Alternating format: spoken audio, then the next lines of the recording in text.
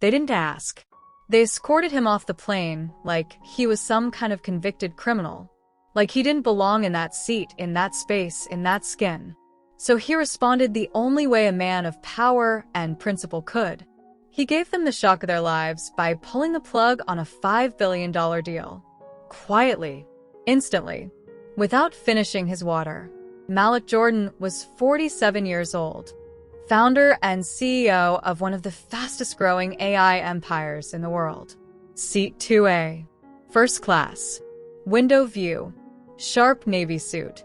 White collar, so clean it could reflect light. He wasn't loud. He wasn't late. He wasn't causing a scene. He was focused, reviewing high-level slides for a tech deal so massive it would shake up the logistics industry coast to coast. $5 billion on the line. And time was tight. But the plane hadn't even begun to taxi when two men in matching navy jackets made their way down the aisle, one holding a walkie-talkie, the other scanning the row numbers like heat-seeking missiles. When they reached him, they didn't introduce themselves. They didn't offer context. Just said, "Sir, we need you to step off the aircraft." Loud enough for everyone nearby to hear. Malik looked up, composed. "Is there a problem?" "Just a quick verification," one replied. "Please bring your bag." The air changed. The cabin stilled. All around him, eyes darted. Some stared, most pretended not to.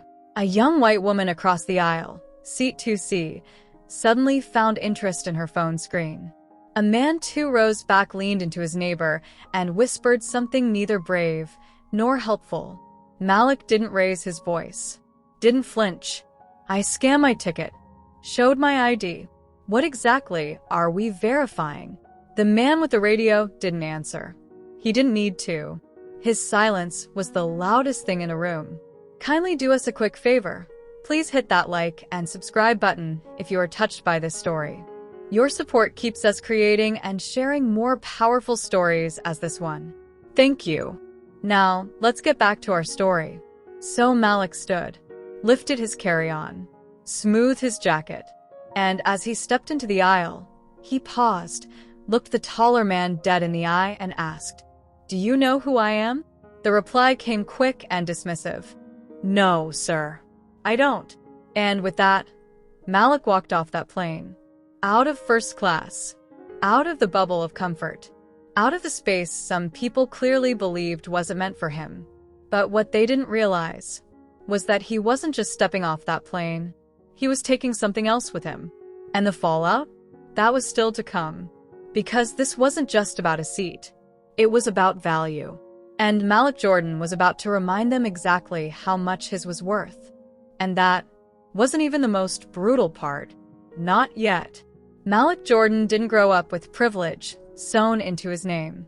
There were no trust funds, no tennis lessons, no quiet summers in Martha's Vineyard. His roots were in Bakersfield, Washington State, tight quarters, cold floors, and the kind of childhood that taught resilience before comfort.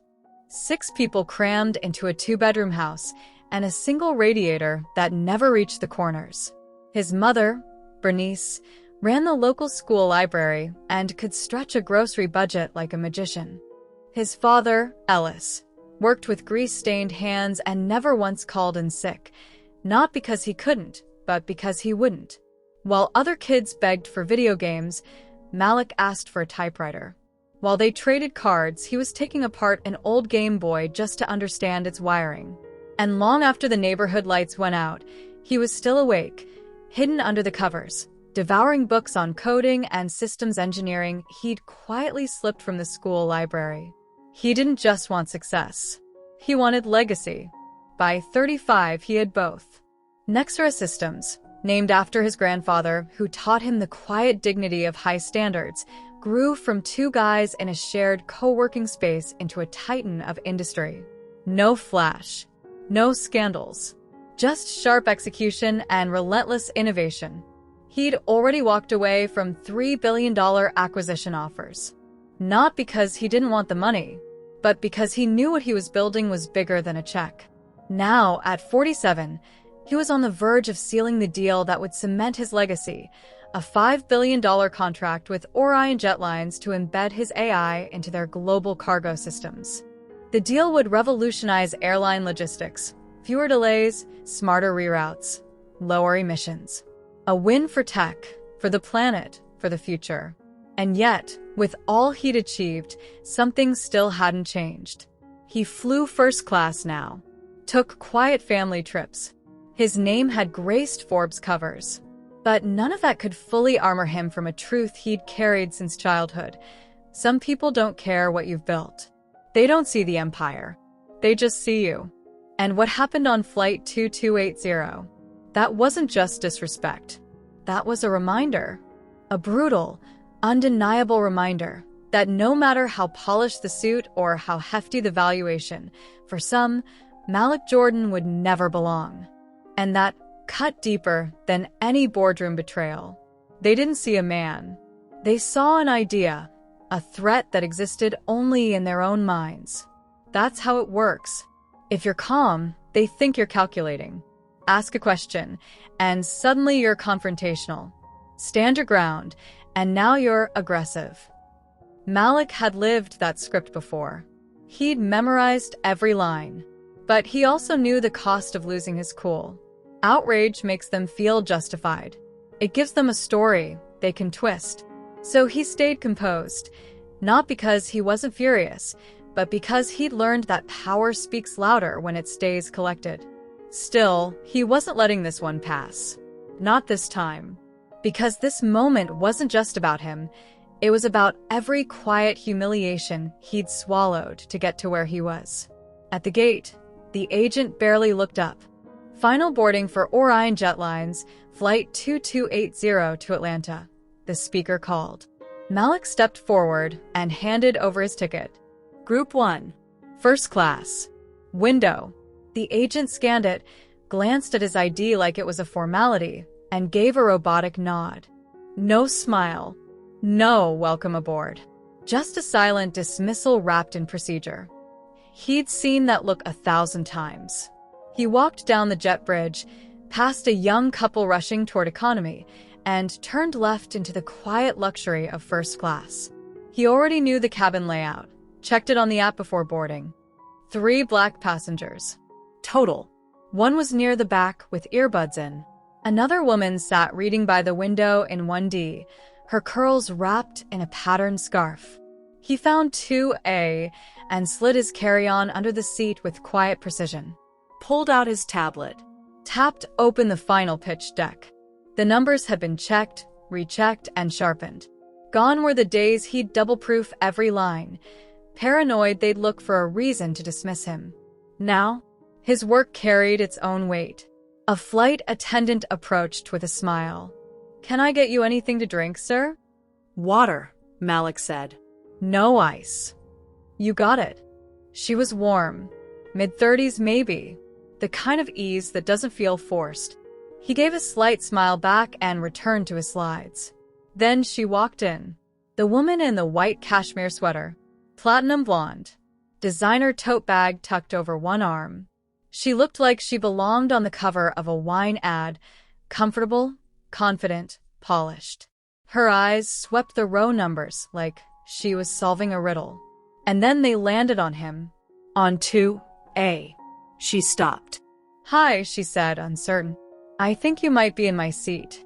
Malik raised an eyebrow, then glanced at his boarding pass. 2A. He looked back at the placard. Same. Calm as ever, he met her gaze. "No," he said. "This is my seat." She blinked. "Oh. I just thought maybe there was a mix-up." There wasn't. But she still didn't move. Just stood there, hovering.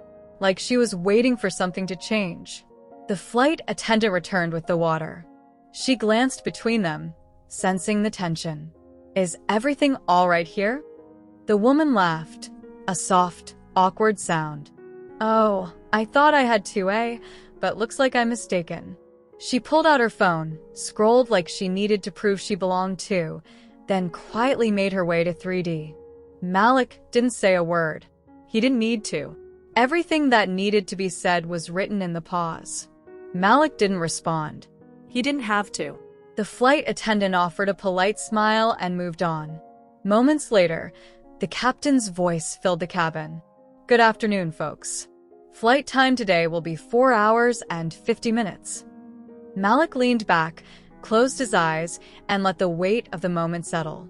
It wasn't anxiety, it was focus. He thought of Naomi and Lena waiting back home. Thought of the doors the deal would open. Not just for him, but for the engineers he planned to bring on board once it closed. Then he heard it. A voice, low, tense, drifting from the galley. "I don't know." He just looked off. He opened one eye. The woman in the white sweater was speaking to a different flight attendant. She wasn't whispering, but it was clear she didn't want him to hear. "He didn't respond when I talked to him," she said. "I mean, he was just sitting there. I don't know. Maybe double check." "Double check what?" The flight attendant nodded and walked toward the cockpit. A few minutes passed. Then came footsteps, fast and purposeful. 2 men appeared at the front of the cabin. One wore a dark blazer and a lanyard. The other, broader, carried a handheld radio. They headed straight for 2A. "Sir, we need to speak with you." Malik calmly closed his tablet and looked up. "May I ask why?" "Just need to verify your seating and identity," the taller one said. "I showed my ID at the gate," Malik replied. "My boarding pass was scanned without issue." "Then this shouldn't take long," the other added, forcing a smile that didn't reach his eyes. Malik exhaled slowly. The cabin had gone quiet. Whispered conversations, stolen glances. A man across the aisle subtly adjusted his phone, maybe recording. No one spoke up. No one asked why. He picked up his bag and stood. As he passed the woman in white, she avoided his gaze, clutching her coffee like it could shield her. They led him down the jet bridge into a quiet corridor near the gate. No cuffs. No accusations. Just the kind of questioning designed to feel procedural. Name: Malik Jordan. Purpose of travel: business. Meeting in Atlanta. Back Friday. Employer: I'm the CEO. The man scribbled notes, still watching him. Company name? Malik met his stare. Jordan Systems. We own Nexra Systems. The same Langford Airline is closing a $5 billion deal with. That hit. Both men glanced at each other. Something changed. The silence that followed wasn't awkward. It was telling. The taller one shifted uncomfortably and cleared his throat. Looks like this was just a mix-up. No, Malik replied, calmly but firmly. This was racial profiling. Neither man said a word. Then came a new presence, nervous, clipboard in hand, voice trying too hard to smooth things over. A supervisor.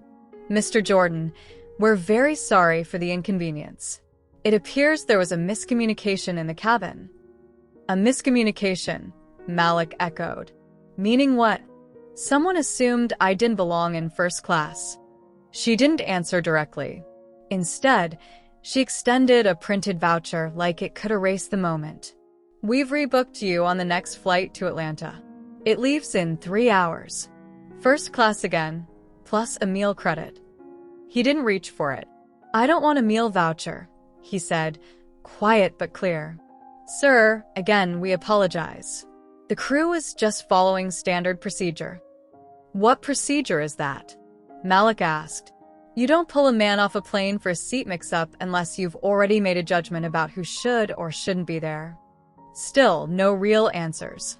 Just shallow apologies wrapped in policy. He stood there for a moment, weighing the storm he could unleash. He could make calls, go public, file suit. But something deeper stirred, a quiet certainty that this needed to be bigger than rage. It needed to make a dent. He looked them in the eyes one last time. Let your legal team know they'll be hearing from mine. And then he walked. No outburst. No dramatics. Just the cold dignity of someone carrying the weight of being judged before being known. At a quiet bench near the gate, he opened his laptop. Sent the first email. Then another. His general counsel. His point of contact at Caliber.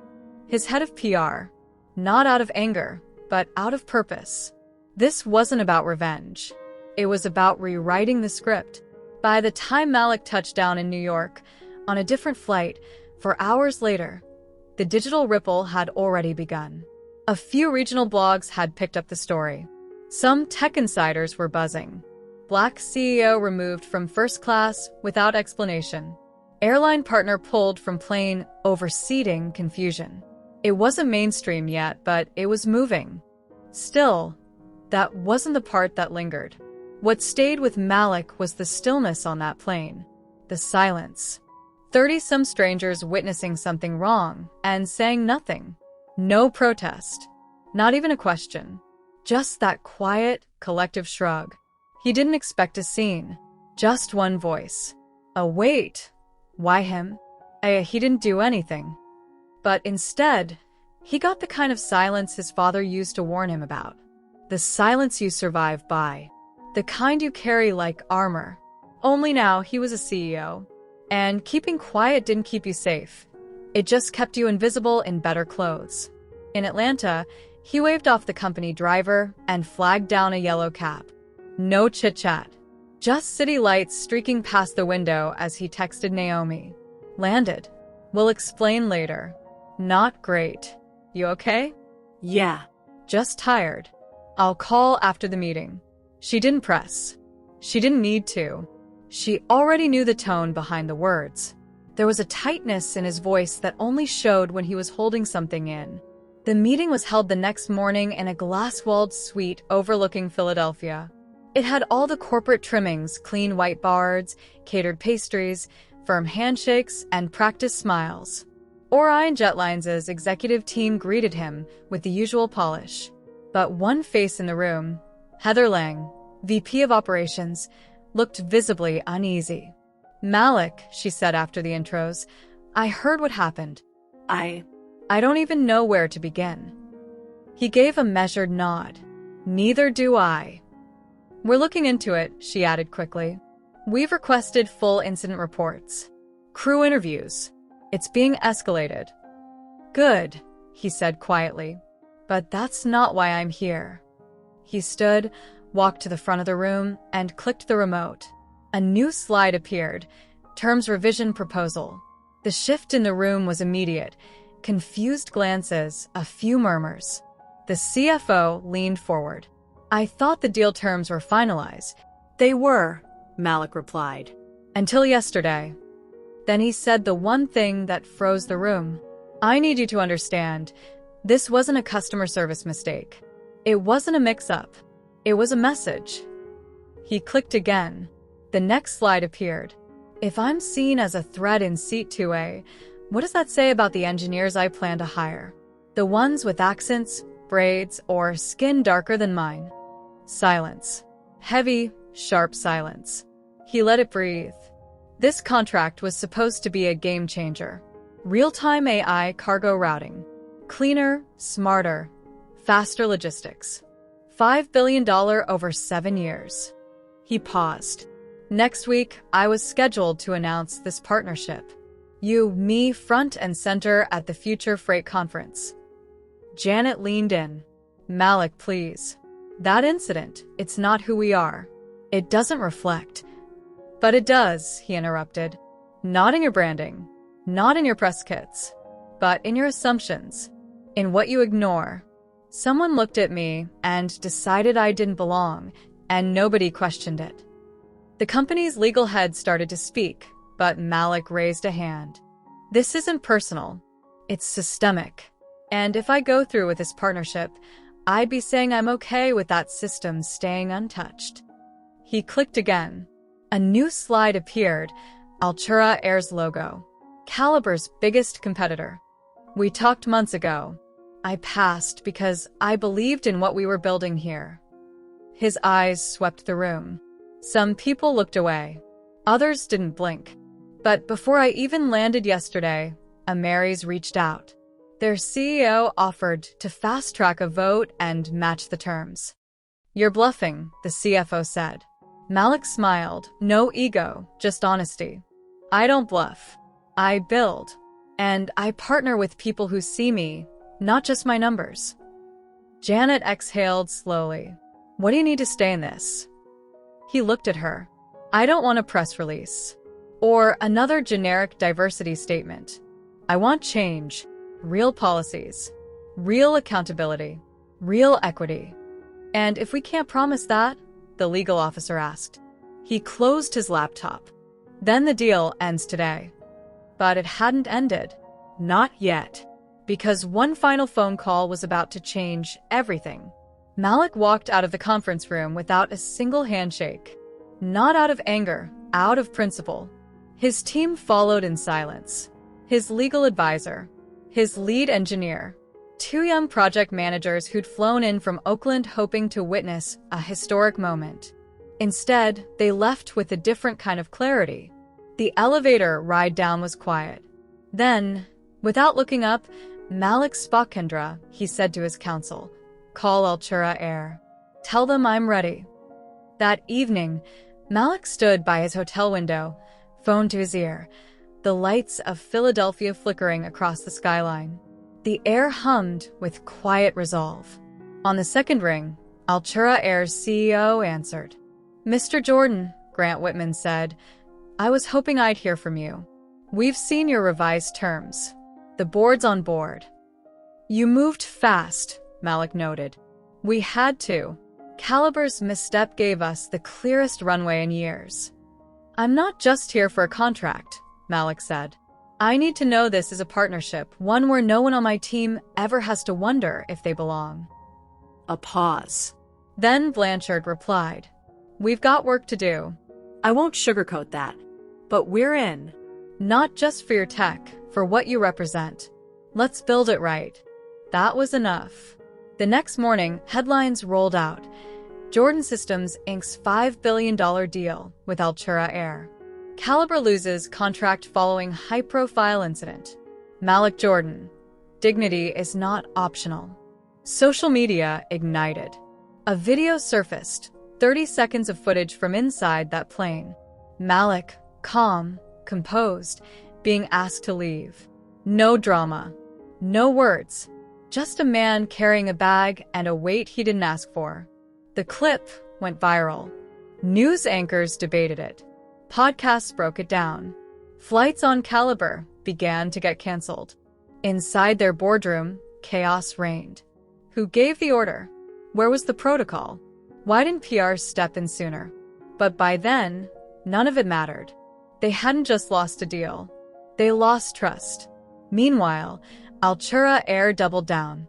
5 days later, they held a joint press conference in Phoenix, future home of the Project HQ. Malik stood center stage, hand in hand with Lena, who wore her favorite blue hoodie and watched quietly from the edge. Reporters all asked the same thing. Was this revenge? Malik gave the same answer every time. No. It was correction. Later, someone from Caliber reached out. A quiet call. A soft apology wrapped in a second chance. Malik never called back. He didn't need to. His silence was the answer. But what others did with that silence, that's what really mattered. A week later, he was back in Washington State. At the kitchen table with Lena, helping her with a science project while catching up on emails. Naomi set a mug of coffee beside him, kissed his cheek. Did you hear? She asked. That woman from the plane, she released a statement. Said she never meant for any of it to go that far. Malik offered a quiet, tired smile. They always say that. Once the spotlight hits. Naomi sat across from him. You okay? He nodded. Yeah. Not surprised. Just tired. But yeah, I'm good. He glanced over at Lena, who was deep in concentration, carefully cutting out a diagram with a glue stick in one hand and focus written all over her face. What's the project? He asked. Energy transfer. She replied without looking up. How it moves through systems and makes things work. Malik nodded slowly. That's a strong topic. And it was, because that's exactly what all of this had been about. Energy. Where you invest it. How you channel it. Whether you waste it fighting small battles or redirect it to build something that lasts. He didn't need payback. What he had was perspective. Later that evening, Malik uploaded a short message to his company's website. To everyone watching, this was never about a seat. It was about systems. Systems that judge first and ask later. That assume, dismiss, and remove without pause. I didn't walk away from that deal out of rage. I walked away out of principle. We deserve to exist fully without having to prove we belong. DF. It wasn't loud, but it echoed. The message caught fire because it said what so many had felt but couldn't articulate. Malik didn't change the world with one act. He didn't dismantle a broken system with a single quote. But what he did do was make people pause. Think. Feel uncomfortable in their silence.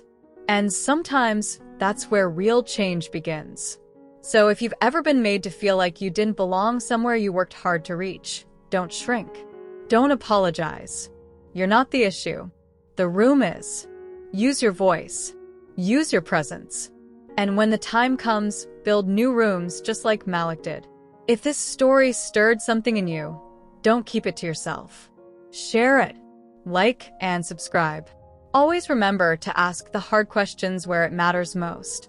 Because silence has never fixed what it quietly allowed. And we've been quiet long enough.